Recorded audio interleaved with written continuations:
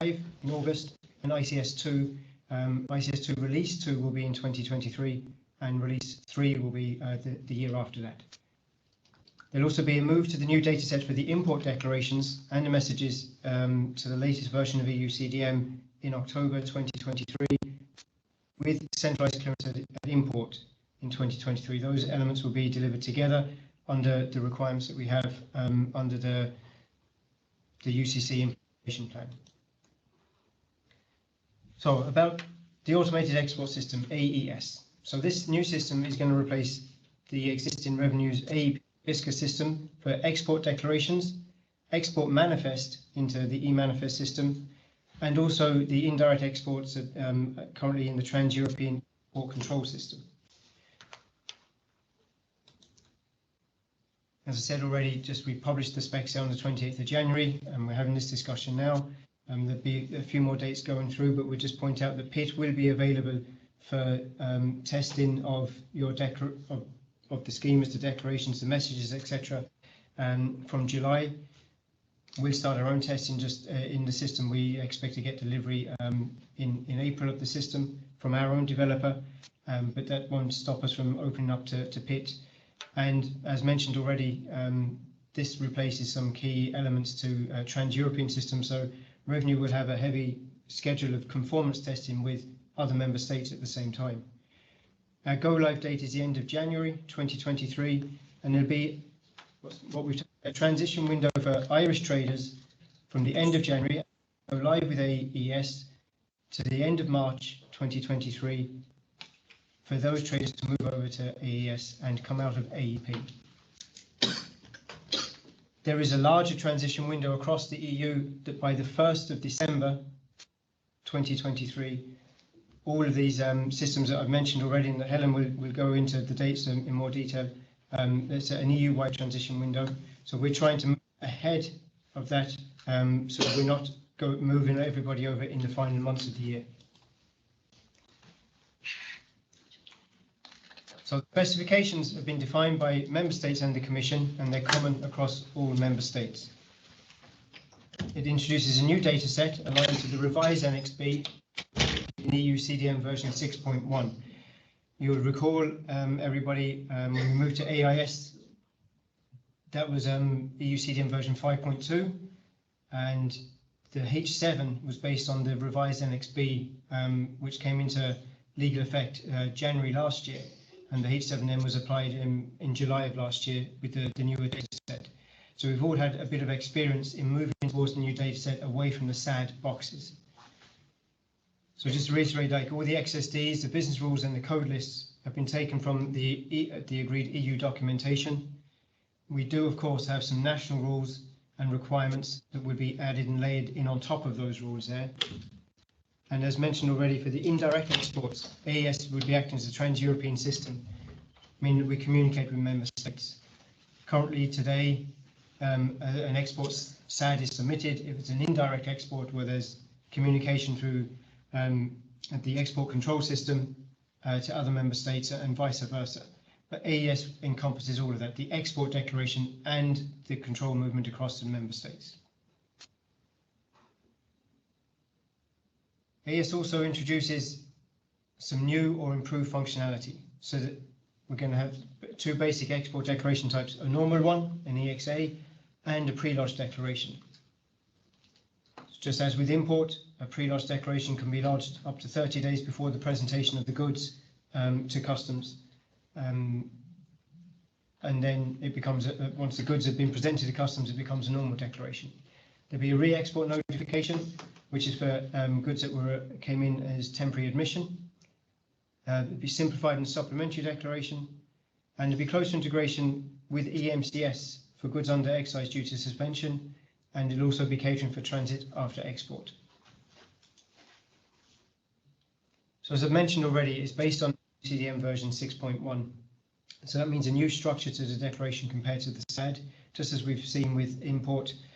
Under the UCC, the SAD no longer exists. There'll be new naming of data elements, so the boxes are replaced by data elements, and there'll be minor changes to the data within the export declaration.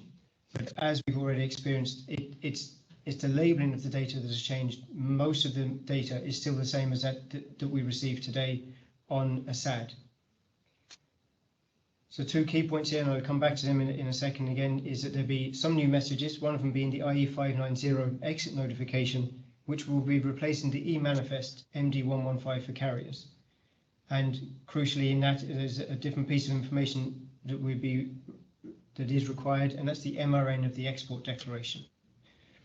Also, the IE507, which is a notification of arrival at office of exit, would have an enhanced requirement. It's an existing declaration, it's an existing message, but as we move into AES and I suppose the fact that the UK is now not a member state, we're seeing more and more indirect exports where goods are arriving here and then moving on to the UK. So the 507 would have a greater enhancement requirement there. So this slide is reiterating those key points here. Obviously, the people we have on this call are the software developers and those in-house developers for some of the larger companies. Some of those you represent customs declarants for export, for import as well, but also this is for e-manifest as well. So just to reiterate, the IE590 exit notification will be replacing the MD115 for those carriers that submit e-manifest messages to us. And a crucial piece of that change is that the MRN, the export MRN, will have to be communicated through your supply chain to the carrier. And that is what's declared on the declaration, which then feeds back into AES to finally close out the movement. And again, the IE507, notification of arrival at office of exit, will have an enhanced requirement. So the reuse of data by revenue to reduce the burden on businesses, such as the PBN, for the roll-on, roll-off movements would be used, and we'd also be exploring other cases where we may be able to reuse data. Helen will just go into that in a little bit more detail.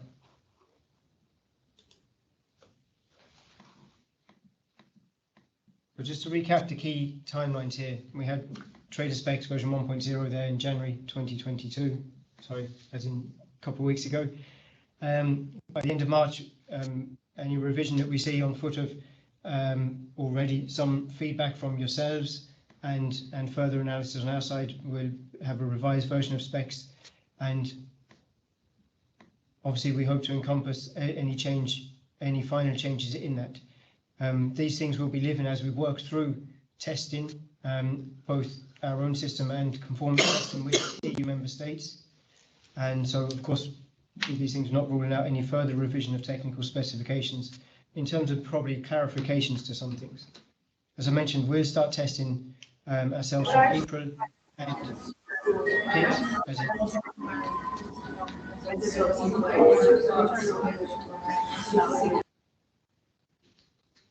thank you. It will be available from July, and deployment is January 2023. So AEP will be closed for new export declarations from the 1st of April 2023. So just to reiterate, we're going to have a window from the end of go live in January to the end of March for traders submitting to revenue to move over to using AES. After the 1st of April, no new export declarations will be accepted by AEP. Indirect exports that commenced in AEP before the 1st of April, so up until the 31st of March, will continue to receive responses until the end of April 2023 in AEP. Again, just to put some things into context, this is not just trans-European, but all member states must move to AES by the end of December 2023. Most member states are doing the move like ourselves during 2023. Germany have moved already. Spain are currently testing with the aim of moving towards the end of this year. But most member states will be live with AES in 2023. There's a mechanism put in place between the member states and the Commission to ensure what should be a seamless changeover from any declarations submitted in the old format to member states that are using the new format. And that's why it's crucial that from the 1st of April 2023, AEP is switched off.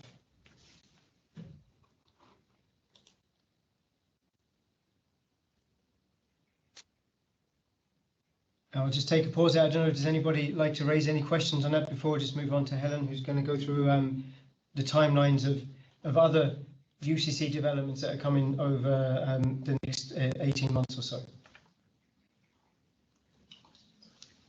Doesn't seem to be any comments at the moment, which is fine, thanks. You can save them for the end or send them on.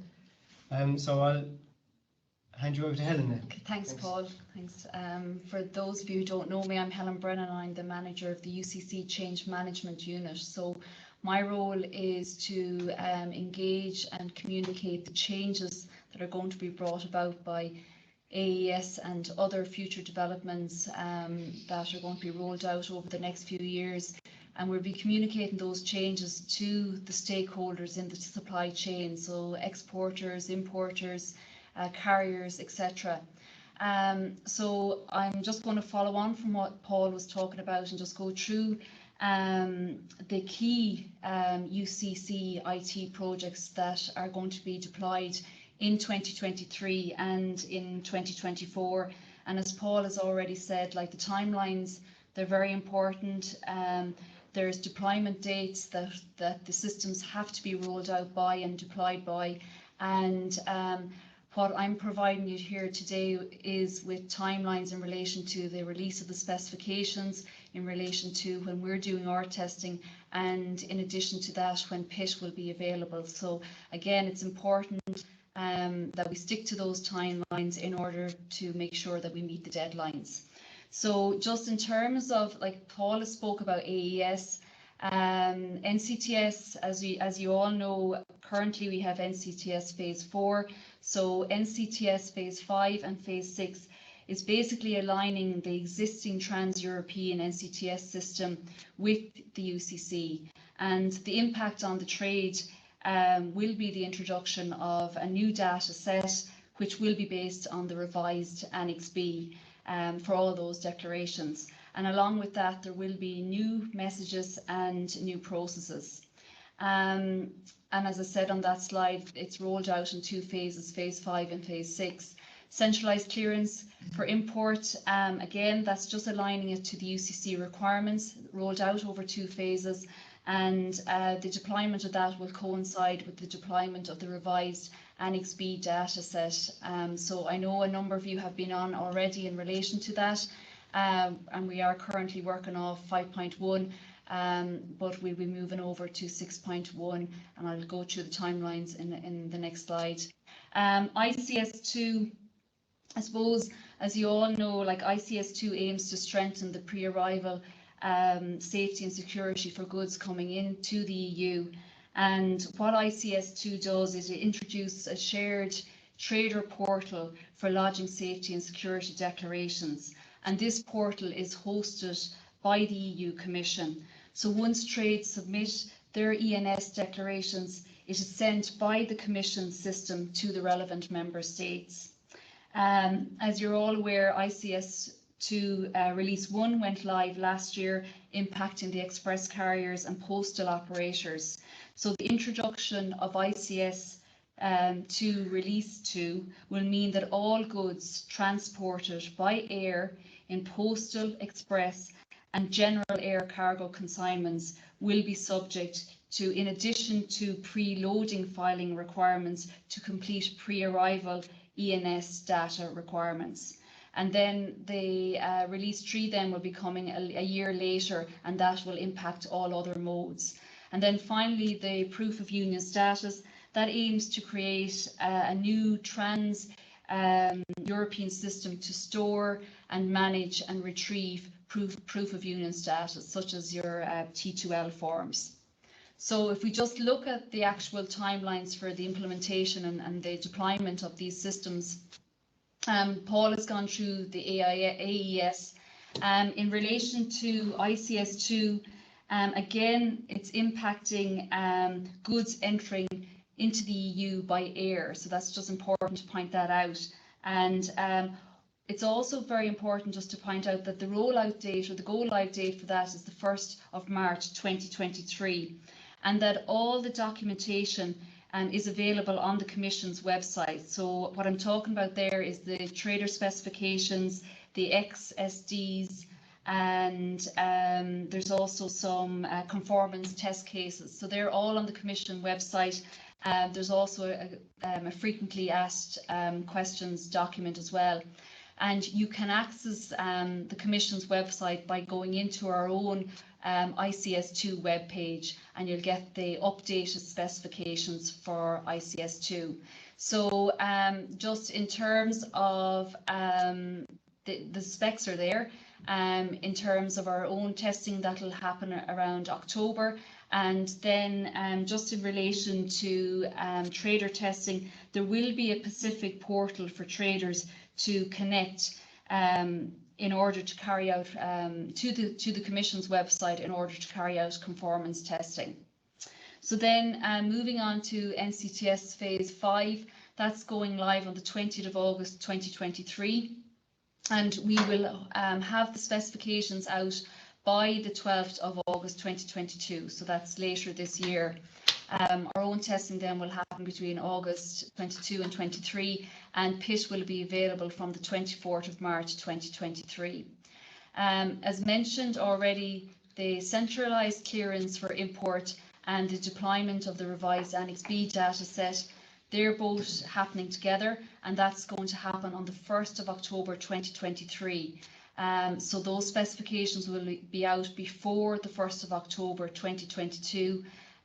The revenue testing is included there, the timelines for when we'll be testing our system, and then when PIT is available. So from the 1st of March 2023, PIT will be available for those two systems. So just, Paul has already mentioned about the transition for AES at the end of January to the 30th of March, there will be a transition period. NCTS as well, there is a transition period from the 20th of August to the 20th of October. It's a short transition period, it's 2 months, but nevertheless it's there. But for the others, there is no transition period. Go live is go live date, so just to bear that in mind. And finally then, just looking at the systems that we'll be rolling out in 2024, the information is there on the on that slide. Go live for ICS2 release 3, again that impacts all other modes of transport, is the 1st of March 2024. The proof of union status comes in April 24, and when we know the exact date we'll provide it to you. NCTS phase 6, the centralised clearance for import phase 2, and then the proof of union status phase 2 is there. So the information is there. As I've said on the slide, they are indicative timelines. They possibly may be subject to small change, but very little. Like as Paul has already said, we have dates that we have to meet. We have our national project plan for Ireland. It's been sent to the Commission, and we're bound by that. So there'll be very little change on those dates. But we will communicate. If there's any change, we will communicate them to you. In terms of communication, today we're talking to you, the software providers, and Paul and his team. If there is any changes to specifications, when we issue new specifications, that will all be communicated to you. There's a dedicated email address for all of you who we class as our software providers and in-house developers. So you will be notified by email. There will also be an e-customs notification sent, and all our specifications will be updated on our website. So you will have access to those, to that information, to those documentation.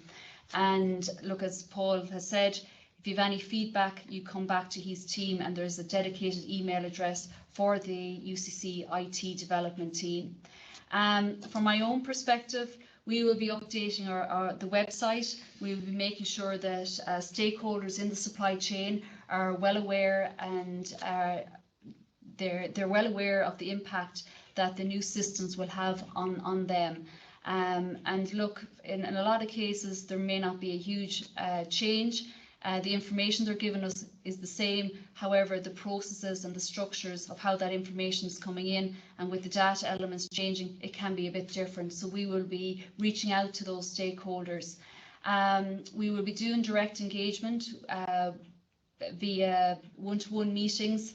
They can be facilitated on request. We will also be doing virtual sessions targeting different cohorts, and we can, and we have no problem joining up with any software house to joining you with your message and reaching out to your clients and giving them information, so that's not a problem. We'll also be engaging with the trade representative bodies.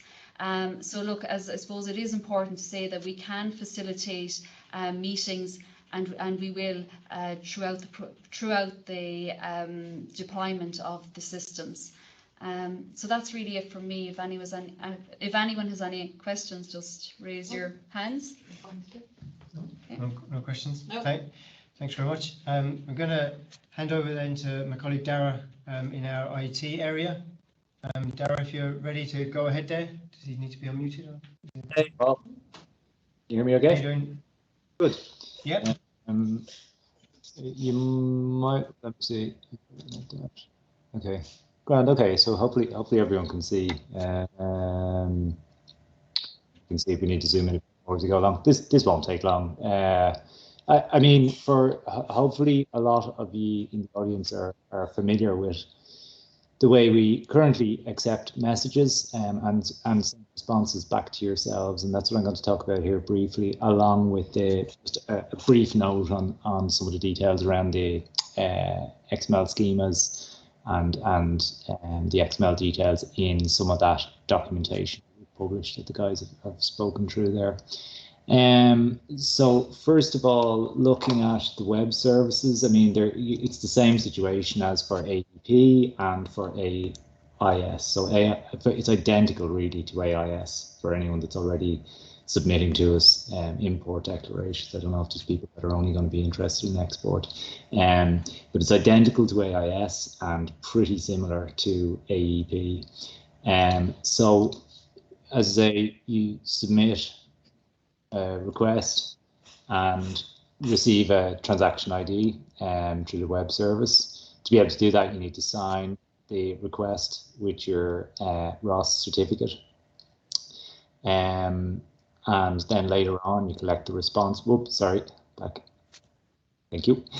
Later on, okay, collect the response from your so-called customs mailbox, which isn't kind of what it sounds like. It's not email or anything. It's just another web service call, and you acknowledge the response removed from the mailbox. So that's all based on, as I say, signing the messages with your ROS cert, and then the schemas themselves that you're sending the submissions and you're receiving the responses in there, all published along with the other documents on revenue.ie. You submit per declaration, so a submission per declaration. And then there's something called reliable messaging, which is a feature of submission that ensures that a message is delivered exactly once to revenue. And there's, again, all the details on that are in the documents on the website. There are restrictions on the quantity that you can collect and how frequently you can poll your customs mailbox. Okay, next, please. So for anyone who's a new customer, they'd need, so for existing people, first of all, it's unchanged. The setup, you're good to go if you've got a ROS cert and a Orion, etc. If you're new, you need a ROS cert, you need to register for C&E for customs and excise, including an Orion number, and think about if you're using an agent as a declarant. You can register online, and there's further details on that on revenue.ie. Okay, so they just getting. I'm not going to go through this in detail. Basically, we're upgrading some of the standards related to how you submit messages. So all services will be available, including AIS, which we went with at the end of 2020, and now AES, using these standards of various technical parts that you need to fulfill in order to make your declaration. But they're the ones you'll be using for, and then, again, the details and all that are on the site. REST XML. Okay, so there's 2 ways you can submit in so-called SOAP or in REST, and they're both there for AES, and as they were for AIS. This REST isn't an option. REST isn't an option for AEP or other ways that you may be submitting things, Ncts, EMCS, etc. This REST is going to be there only for AIS and now for AES. As I say, identical to the way for anyone who's already there with AIS. Almost nothing should change here. Next, please. Okay, so that was the end of the ROS part of it. Brief, very. I mean, I covered that in 1, 2, 3, 4 slides, but really, of course, there's the devil's really in detail in these, and you'll need to work through. Anyone that isn't familiar with it, hasn't worked with signing messages, etc. There is significant effort in it, and you need to carefully work through the documents on the website and test against our PIT environment. You could even do that right now for AIS if you were keen to get it running. Doesn't really matter in some ways submitting the PIT. To test your ROS signing possibilities. They gave the date for PIT for AES, but that's I guess more on this kind of business side. But it's definitely worth, if you're not familiar with it, it's worth getting stuck in right now on the ROS signature part. Okay, it's 2, as I say, brief notes really on some of the documents that we've issued on the website.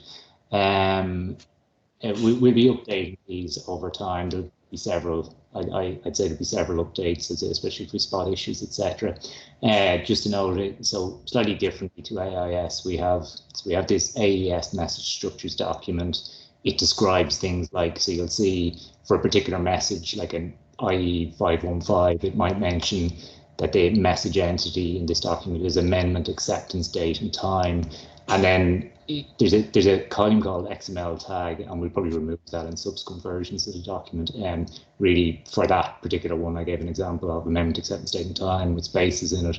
The corresponding XML element name is amendment, acceptance, date, and time with no spaces, and it will be the same for all the message entities. So, whereas in AIS they were kind of different names. It might have been, I don't know, that field might have been called something like time and date of acceptance or whatever, and it might have been harder to map them together, but it didn't seem to add any value to explicitly copying and pasting all those fields into the XML tag column, just in case that confuses anyone. We will update that document probably in the next update and remove that column entirely.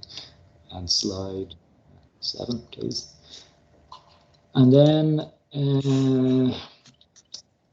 yeah, okay, so this is hopefully fairly evident in the messages, in the documents, I should say. You'll see up the top of the AES message structures in the AES, or nearest the top of the AES message exchange documents, that there is a table called data sets, and you'll see the first 2 columns. I just took a little bit of a screenshot from it here. You see the first 2 columns are IE, as in the information exchange, the message number. So, for example, IE 515, that's the name of the message. This all comes from the EU, so they're standardized names. That's the name of the message, and that's what you'll see in the message exchange document throughout when it's talking about submitting messages and the flows of messages and diagrams. However, when you're looking for what schema you're talking about, you need to look at this data sets table, and IE 515 becomes CC 515C, for example, and the root element is of the XML has to be the same as well. I'd say this will be evident. That's good. Message coming in. That was probably all I wanted to say on that. Let me have a look at where's my messages gone.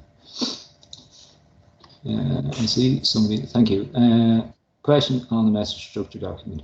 Remove the XML column, I can understand. Flex views be updated to link to WCO IDs, or as minimum the UCDM data element numbers to ensure proper understanding, etc. there and mapping. Paula, I think if you see that question that I think Mark and I guess certain has submitted. Thank you for that. I think we're looking to add in the WCO IDs as far as I remember. I think we already received a request on. Does that sound familiar? Yeah. Thanks, Mark. I know you'd raised that question with us, but we'd be looking at it. I didn't go back to you before this call, just to kind of so we could summarise this for everybody there about how this document is structured, and it is different to AIS, as Dara's pointed out. AIS, when we go back to AIS, it wasn't defined to the same degree that AES is by the Commission, and so we had to create tags, entities, and so on. This is defined by the Commission documentation, as we've outlined already, and in some of that they have, or we didn't see it necessary to include that WCO element to it. But if that's something that's required, we can update this document or provide another source of information or a separate piece on that. Okay. Are there any further questions there? Thanks, Paul. Mark, if anyone wants to raise anything else for me, go for it. Yeah. Thanks, Sarah, for that. And as we've said throughout, like any questions you have after this, if you want to email them into us, into UCC IT Dev mailbox, that's for myself, Sharon, and Eleanor, and Mike and Caroline as well. We will then route these as appropriate, either to our IT team. It could be something just change kind of information is the message. So we will receive this from you and distribute as necessary. We have another query, Paul. Okay. The soap. I don't know, Dara, did you hear that, or could you hear that? I think you said the soap elements, they're already there, are they not? So, yeah, no, it's correct. There's what we put on the site for the soap whistles was these files will be available shortly. So, we are still finalising. So obviously we published the schema. The whistles themselves, I mean, it's the same as with AIS, it'll take a little bit more time before we put those together. I know obviously for going live, etc., they need to be there well in advance, but I think until we get example messages, it's not going to be in the next few weeks anyway. I'd say it's more in the order of a month or so at least. But they'd be there well in advance of PIT being open. Okay. There's no other queries after that. We'll just give another sec for if anybody else does want to type something into the chat, or put your hand up there if you've got anything else. Just to go over just one thing that Dara said here as well about kind of the connection and how if you're using AIS, I have been using AIS, it's pretty much it's the same, but different to how it was at AEP, not just AEP but eManifest. So we know many of the people on the call here, instead of submitting eManifest at import, they're submitting a G4 or a G3, G4. So that's when we talk about AIS, that's encompassing that as well. So when you move into AES, that also means your eManifest declaration. So it's this different way, slightly different way of connecting in that you have SOAP or REST, and not the same way you were connecting to eManifest. But you've probably already overcome that or made that change already, because you are using the G3, G4, which is the eManifested import replacement as well.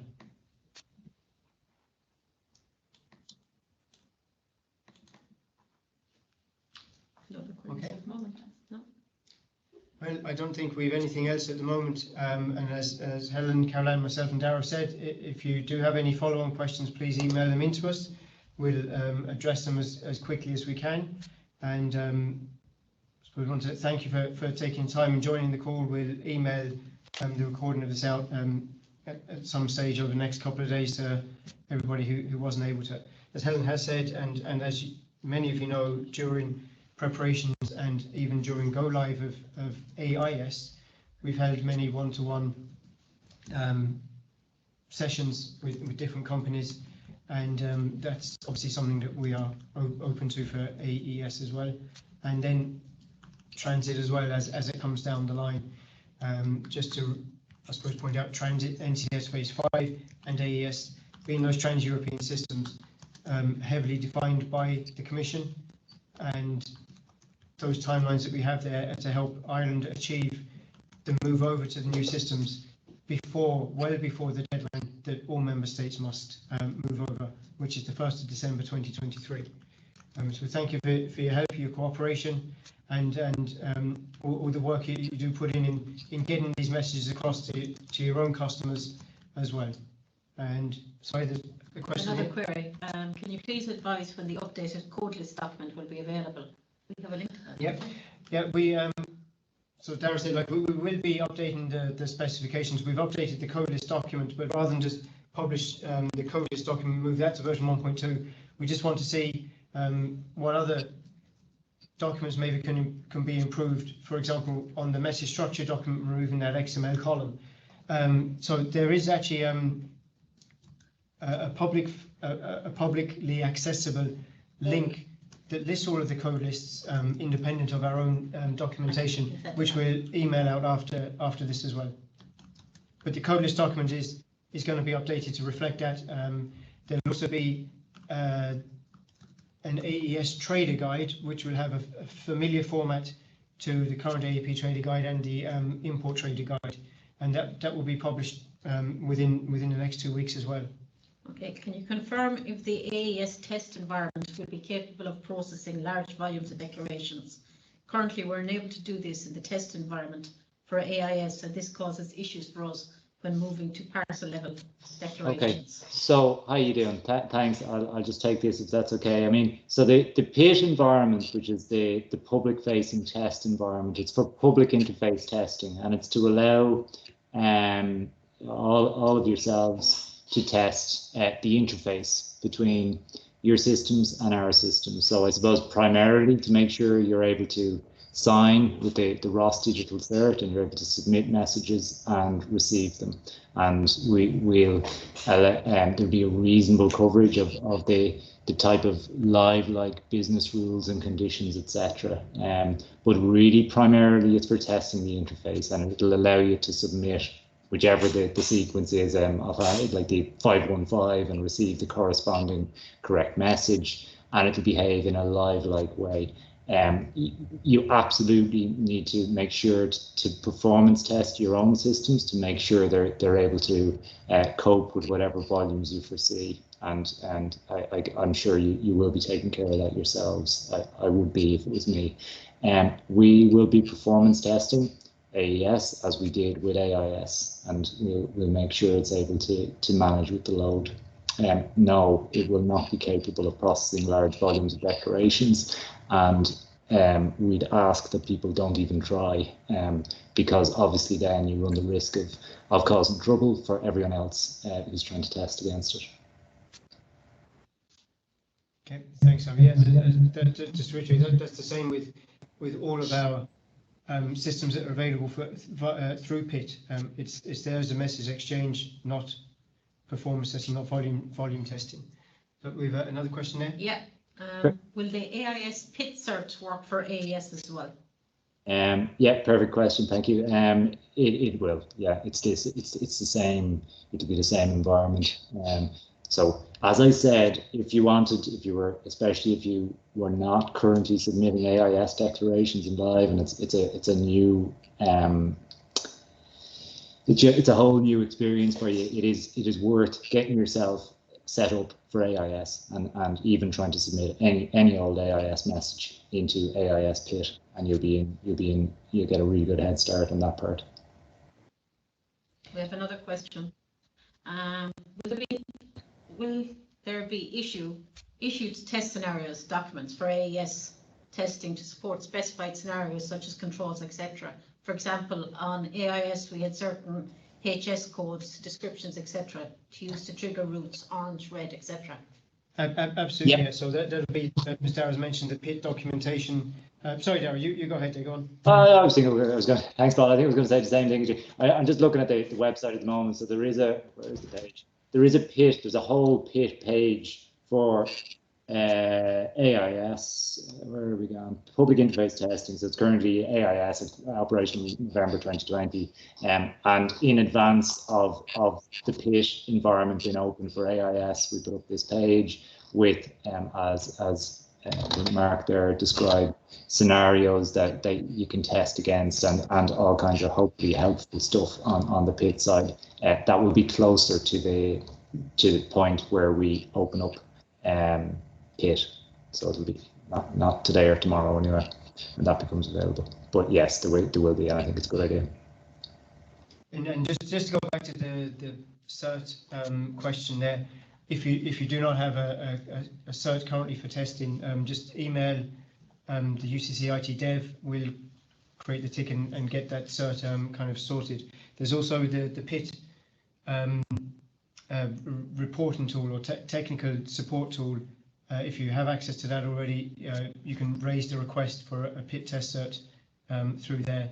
We can issue an email perhaps tomorrow or later on today to give everybody on this call, on this mailing list, an instructional reminder how to access that service tool. Yeah, and we'll be updating that on we'll be updating. I mean, again, that's at the moment it's focused on AIS. And in fact, I think we use it even for AEP as well previously. It's focused on AIS. We'll be probably providing a new channel within exactly the same tool for AES. And when we come to the stage of when we're closer to opening up a PIT, AES in PIT, we'll be, I guess, providing a channel through exactly the same PIT service desk tool. So it's like Paul just said, it's really similar to the way to the details, some of the details on the AIS PIT documentation page. Andrew has his hand up. He'd like to speak. Hi there. Yes, Andrew, if you'd like to unmute yourself there. Yep, perfect. Can you hear me? Yeah. Yeah, excellent. I just wanted to check the mixture of procedure codes on AIS. We have to do separate declarations in relation to IP free circulation, just in relation to goods being re-exported from inward processing, along with goods which are in free circulation. Would those be able to be declared on the one AES message, or will we have to do two separate messages? You would have to do two. So that's I suppose we're saying about this is the revised Annex B, but the annexes, and I think we all got used to, and because we're working from home, I know my children got used to me hearing talking about a H1, a H6, and a H7. Now the poor dibbers are getting used to hearing me talking about a B1 and a B2. So this covers AES, the automated export system, covers the A, the B, and the C columns in Annex B. So the B1 is a normal export, a B2 is the declaration for outward processing, and a B3 is a warehousing declaration. So similar to as you've said there, Andrew, on the import side, there's H1, H2, H3, H4, and 5, and so on. It's a similar idea on the export side as well. The A's, just to point them out, A1, 2, and A1 and 2 are the exits, standalone exit summary declaration. And an A3 is the re-export notification. So as we mentioned, the re-export notification is a new declaration type. It's actually termed here as a notification rather than declaration for goods that came in under temporary admission. And then we move on to the C. Well, there's the C1 is the simplified declaration, and the C2 is the presentation of the goods for a pre-lodged declaration. So similar to the I2 at import, there's a C2 at export. Okay, so does that answer your question, Andrew? It does. You did mention there outward processing and warehousing. Is inward processing in the same bracket? No, because that would just be on the import declaration. On the re-exporting from inward processing. Yeah, that would be on a normal export declaration, the B1 type. Oh, so I can mix re-export free circulation and re-export inward processing as well. Because they're the previous codes, but I can come back to you directly on it. There's further details within the Annex B as to what requested procedure codes are applicable to each declaration type. Okay, I'll have a look there. Thank you.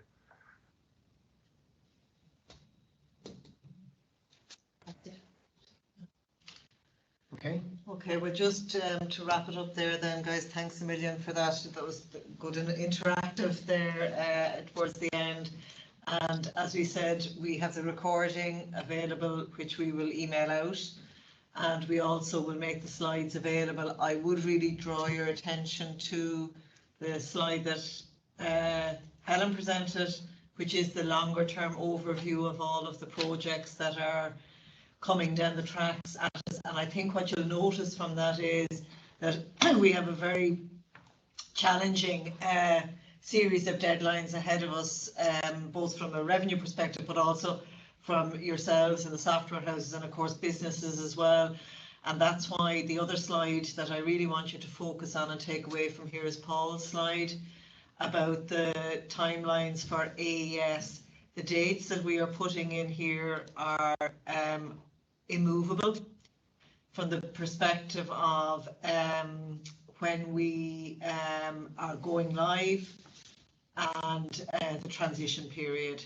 So we will, you see, we've already met our deadline for the trader specifications, and we are on schedule to make the deadline for PIT in July 2022. But the really important dates that we need you to take away is January 2023 of go live, and then that window of, my maths is dreadful, is that 2 or 3 months? 2 months. 2 months of a transition period. And you know, this is the last use that revenue is making of AEP, and like, you know, we're not like, we are, our contract with that developer, we're committing to ending it.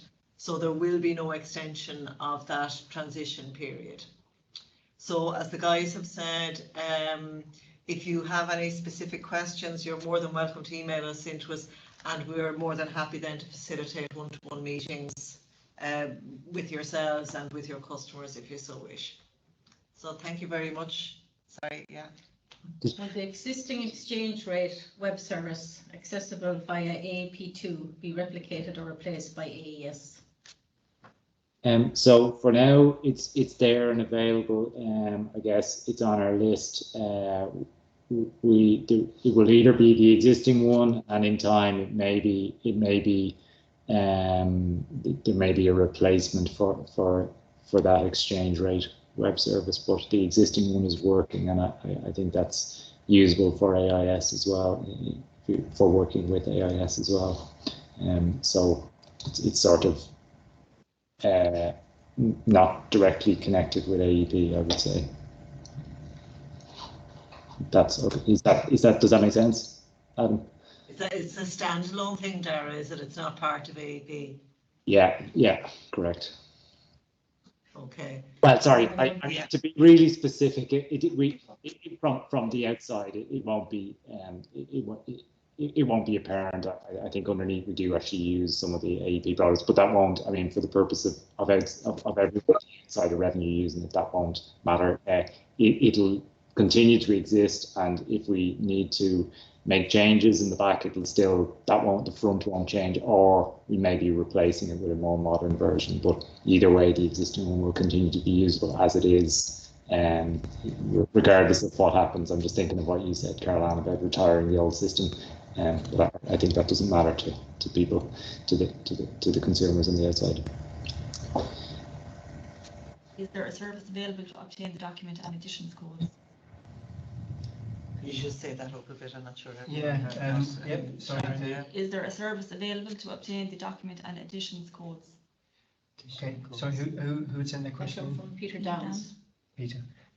Sorry, Peter, you've a question there that I don't fully understand, so just bear with me a sec. We will have the code list published and updated, but the code list documentation for AES is derived from the EU system, and we'd be able to send out a link that's a public-facing link where you can go in and actually download all of the code lists direct from this link in its own right. And let's have taken a note there to send that email out shortly after this call, just with that link. You had another query there from an Adam Fitzsimons. Sorry, I so think maybe it's it wasn't related to- clear, my answer, I guess. Yeah, I think it's related to what you said, Dara.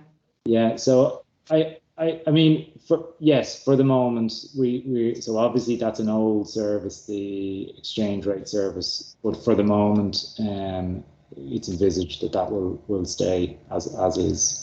But obviously, we'll let people know if that's changing.